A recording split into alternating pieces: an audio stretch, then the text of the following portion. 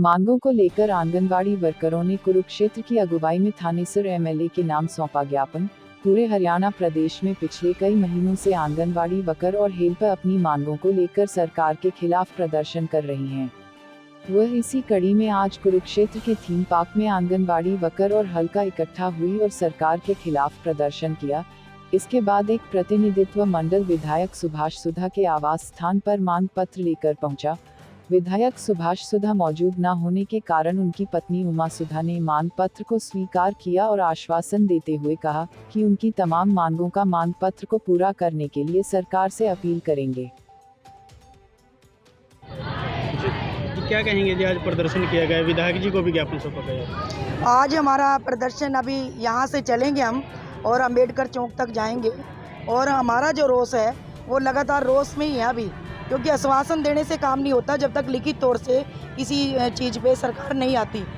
हमारा समझौता हुआ था सरकार के साथ 2018 के अंदर और उस समझौते में लिखा हुआ था कि आपको कुशल और अर्ध कुशल का दर्जा दिया जाएगा। सरकार उस समझौते से मुकर गई है और उसकी एवरेज में भी हमारी बहनों ने धरना लगाया हुआ था कैथल के अंदर, वहाँ हमारी बहन कमला देवरा को टर्मिनेट किया गया। हम सबसे पहले ये मांग करते हैं कि हरियाणा सरकार अपने समझौते को लागू करे और कमला देवरा को बहाल करे।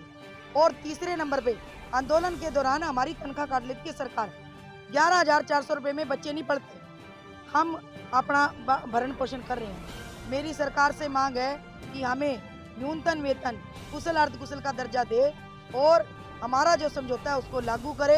हरियाणा सरकार अपनी सारी बातों से मुकर रही है और हमारी मांग करते हैं हरियाणा सरकार से कि इस समझौते को लागू करे और जो हमारी मांगे हैं उन पे गौर फरमाएं।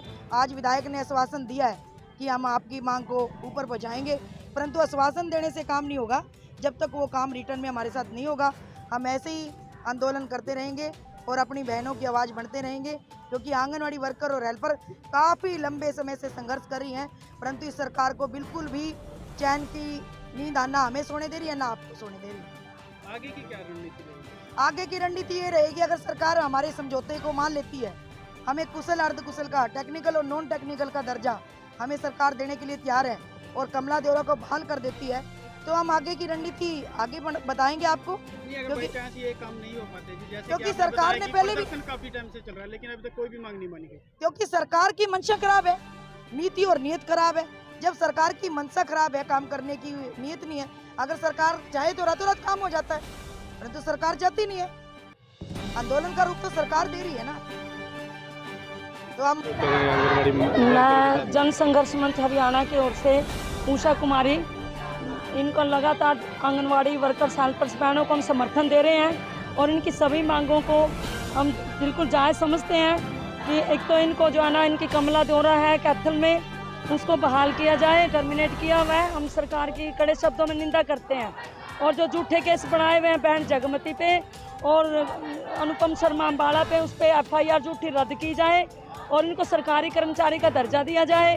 न्यूनतम वेतन इनका 25,000 रुपये महीना लागू किया जाए और जो भी इनकी समस्याएं हैं ना, वो पूरी तरह से सरकार को माननी चाहिए, क्योंकि इनका लगातार ये 60 साल से लगी हुई हैं और इनको कोई भी सुविधा नहीं मिल रही है, इनका बहुत ज़्यादा शोषण हो रहा है। तो इनको पूरी तरह से सारी मांगें इनकी जायज़ है, इनको पूरी तरह सरकार इनकी मांगों को पूरा करे। आज विधायक को एक प्रतिनिधि मंडल गया हुआ है बहन कलावती और परमजीत के नेतृत्व में, और वो अभी आएंगे। हम यही चाहते हैं कि इनका बहुत ज़्यादा शोषण हो रहा है, इनकी कोई भी सुनवाई नहीं हो रही है, अभी इनको 25,000 रुपये भी नहीं मिल रहे हैं और जो 2018 का समझौता है वो भी लागू किया जाए, वो भी अधूरा है। हम सरकार से मांग करते हैं, हरियाणा सरकार से, खट्टर सरकार से, मोदी सरकार से, कि इनको न्यूनतम वेतन 25,000 रुपये दिया जाए और इनको जल्द से जल्द सरकारी कर्मचारी का दर्जा दिया जाए। जन संघर्ष मंच हरियाणा, वाइस प्रेसिडेंट उषा कुमारी जी।